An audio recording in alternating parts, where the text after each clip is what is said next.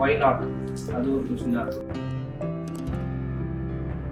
So எப்படி analyse பண்ணலாம்?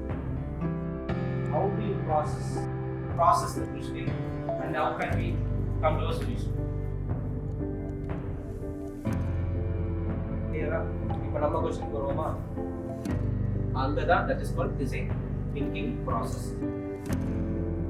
That makes you different. என் பேர் கோகுல். நான் டிஏசிஎஃப்லேருந்து ஆர்கனைஸ் பண்ண NID UCEED அதுக்கு அந்த exam preparation work shop attend பண்ணியிருந்தேன்.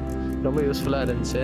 எந்தெந்த கொஷின்ஸ்லாம் அட்டன் பண்ணணும்னு எனக்கு தெரியும். இப்போ கொஞ்சம் வரதுக்கு முன்னாடி எனக்கு கிளாரிட்டி இல்லை, என்ன மாதிரி கொஷின்ஸ் வரும், எந்த மாதிரி தேவைப்படும் அந்த மாதிரி. இப்போது வந்ததுக்கப்புறம் I am clear about it. அதென் சார் ரொம்ப டீட்டெயிலாக எக்ஸ்பிளைன் பண்ணார், which is very useful for my understanding. நல்ல யூஸ்ஃபுல்லாக இருந்துச்சு.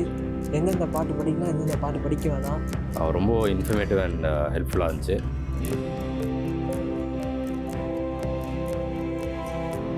ரொம்ப யூஸ்ஃபுல்லாக இருந்துச்சு, ரொம்ப இன்ட்ரெஸ்டிங்காக இருந்துச்சு.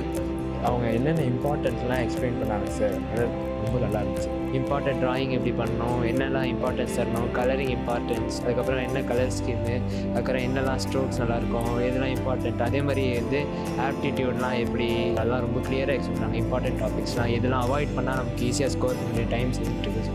அதனால் எல்லோரும் கண்டிப்பாக அட்டெண்ட் பண்ணுங்கள்.